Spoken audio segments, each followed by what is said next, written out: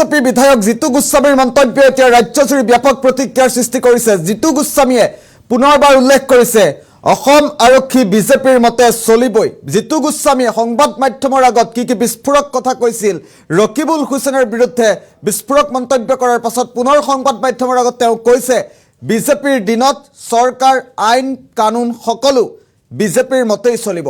BJP আমাৰ চৰকাৰ এতিয়া পুলিচো আমাৰ মতেই চলিব। কি কৈছিল জিতু গোস্বামীয়ে শুনোৱাৰ চেষ্টা কৰিম। বিজেপিৰ দিনত বিজেপিৰ মতেই আৰক্ষী প্ৰশাসন চলিব বুলি মন্তব্য কৰিছে বিজেপি বিধায়ক জিতু গোস্বামীয়ে। ৰকিবুল হুছেইনে ভয় খাইছে আৰু আৰক্ষীৰ কাষ চাপিছে, এই মন্তব্য জিতু গোস্বামীৰ। কংগ্ৰেছৰ মতে আৰক্ষী চলিব, এতিয়া কংগ্ৰেছৰ মতে আৰক্ষী চলিবলৈ এতিয়া কংগ্ৰেছৰ চৰকাৰ নাই, এই মন্তব্য কৰিছে। লগতে তেওঁ উল্লেখ কৰিছে এসময়ত মুখ্যমন্ত্ৰীৰ বাহনত শিলগুটি দলিয়াইছিল ৰকিবুল হুছেইনে, এতিয়া আমাৰ সময়, আমি শক্তি দেখুৱামেই। জিতু গোস্বামীৰ মন্তব্য। ৰকিবুল হুছেইনৰ এজাহাৰ প্ৰসংগতো বিধায়ক জিতু গোস্বামীয়ে প্ৰতিক্ৰিয়া ব্যক্ত কৰিছে। বিজেপি চৰকাৰৰ দিনত বিজেপিৰ মতেই চলে অসম আৰক্ষী, এই মন্তব্য কৰিছে। ৰাজহুৱা সভাত ৰকিবুল হুছেইনক চামগুৰিত সোমাবলৈ নিদিয়াৰো হুংকাৰ দিছিল জিতু গোস্বামীয়ে। আৰক্ষী বিষয়া সকলো মোৰ মতেই চলিব, হুংকাৰ দিছে এয়া জিতু গোস্বামীয়ে। বিজেপিৰ দিনত বিজেপিৰ মতে প্ৰশাসন চলিব, আৰক্ষী চলিব। ৰকিবুল হুছেইনক এক প্ৰকাৰ ভাবুকি ভৰা মন্তব্য কৰিছিল আৰু অৱশেষত জিতু গোস্বামীয়ে পুনৰবাৰ সংবাদ মাধ্যমৰ আগত মন্তব্য কৰিছিল। কি কৈছিল জিতু গোস্বামীয়ে পোনে পোনে শুনোৱাৰ চেষ্টা কৰিম। মই ভয় ভাবুকি খুৱাই গৈছোঁ, তেওঁ যদি ভয় খাইছে নাজানো, তেওঁতো এতিয়া গমেই পাইছে কংগ্ৰেছ শংকিত হৈছে আৰু তেওঁ যিখিনি কথা তেওঁ কৈছে, তেওঁ এটা কথা এতিয়া তেওঁ ভয় খাইছে। কাৰণ যোৱা 3টা দিন ধৰি চামগুৰি সমষ্টিত প্ৰায় শ হাজাৰ হাজাৰ লোক, তেওঁৰ একদম মেইন নিকটতম লোকসকলে কংগ্ৰেছ এৰি বিজেপিত যোগদান কৰিছে আৰু এইটোতে তেওঁ ভয় খাইছে, শংকিত হৈছে, সেইকাৰণে তেওঁ পুলিচৰ ওচৰলৈ গৈছে। আমিতো একো মিছা কথা কোৱা নাই। চৰকাৰ কাৰ? বিজেপি চৰকাৰ হয় নে নহয়? পুলিচ প্ৰশাসন কাৰ মতে চলিব? বিজেপিৰ মতেই চলিব। এতিয়াতো কংগ্ৰেছৰ চৰকাৰ চলি থকা নাই, ৰকিবুল হুছেইনৰ মতে এতিয়া পুলিচ চলিব নেকি, নে ৰকিবুল হুছেইনৰ মতে অফিচাৰ চলিব নেকি? তেওঁ চাগে ভুল হৈছে, তেওঁ ভয় খাইছে। একচুৱেলি তেওঁ গম পাই গৈছে যে তেওঁ যে হাৰিব, এই কথাটো তেওঁ গম পাই গৈছে। এইবাৰ অকণ আগতীয়াকৈ সেইকাৰণে অলপ এইটো তেওঁ এটা হেৰি কৰিছে আৰু মই ভালেই পাইছোঁ। তেওঁ মোৰ ভয়ত যদি ৰকিবুল হুছেইনৰ এইটো অৱস্থা হৈছে, মই গৌৰৱে অনুভৱ কৰিছোঁ। চৰকাৰ বিজেপিৰ নহয় নেকি? কংগ্ৰেছৰ চৰকাৰ নেকি?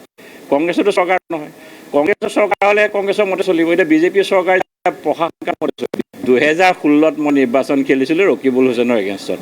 ৰকিবুল হুছেইনে পুলিচৰ ড্ৰাইভাৰ পৰ্যন্ত ইউজ কৰিছিলে। সেই সময়ত মোৰ গাড়ীত এটেক হৈছিলে। বৰ্তমানৰ মুখ্যমন্ত্ৰী ডাঙৰীয়াক পাথৰ মাৰিছিলে ৰকিবুল হুছেইনে। পুলিচ যদি তেওঁলোকে এটেক কৰা নাই বুলি কয়, তাতকৈ আৰু চৰম ফাঁকি কথা নাই। তেওঁ সেইকাৰণে কৈছোঁ বালিলৈ জীপাত সুগিবলৈ একে পাতে।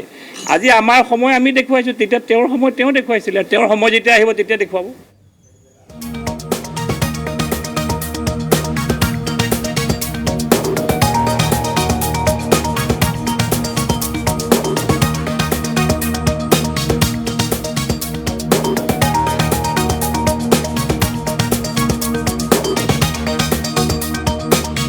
মই ভয় ভাবুকি খুৱাই গৈছোঁ, তেওঁ যদি ভয় খাইছে নাজানো, তেওঁতো এতিয়া গমেই পাইছে কংগ্ৰেছ শংকিত হৈছে আৰু তেওঁ যিখিনি কথা তেওঁ কৈছে, তেওঁ এটা কথা এতিয়া তেওঁ ভয় খাইছে। কাৰণ যোৱা 3টা দিন ধৰি চামগুৰি সমষ্টিত প্ৰায় শ হাজাৰ হাজাৰ লোক, তেওঁৰ একদম মেইন নিকটতম লোকসকলে কংগ্ৰেছ এৰি বিজেপিত যোগদান কৰিছে আৰু এইটোতে তেওঁ ভয় খাইছে, শংকিত হৈছে, সেইকাৰণে তেওঁ পুলিচৰ ওচৰলৈ গৈছে।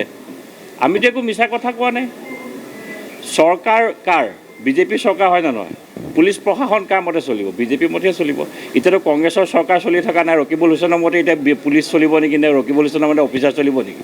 তেওঁ চাগে ভুল হৈছে, তেওঁ ভয় খাইছে। একচুৱেলি তেওঁ গম পাই গৈছে যে তেওঁ যে হাৰিব, এই কথাটো তেওঁ গম পাই গৈছে। এইবাৰ অকণ আগতীয়াকৈ সেইকাৰণে অলপ এইটো তেওঁ এটা হেৰি কৰিছে আৰু মই ভালেই পাইছোঁ। তেওঁ মোৰ ভয়ত যদি ৰকিবুল হুছেইনৰ এইটো অৱস্থা হৈছে, মই গৌৰৱে অনুভৱ কৰিছোঁ। চৰকাৰ বিজেপিৰ নহয় নেকি? কংগ্ৰেছৰ চৰকাৰ নেকি? কংগ্ৰেছতো চৰকাৰ নহয়। কংগ্ৰেছৰ চৰকাৰ হ'লে কংগ্ৰেছৰ মতে চলিব, এতিয়া বিজেপিৰ চৰকাৰ প্ৰশাসনৰ মতে চলিব। 2016 মই নিৰ্বাচন খেলিছিলোঁ ৰকিবুল হুছেইনৰ এগেইনষ্টত। ৰকিবুল হুছেইনে পুলিচৰ ড্ৰাইভাৰ পৰ্যন্ত ইউজ কৰিছিলে। সেই সময়ত মোৰ গাড়ীত এটেক হৈছিলে।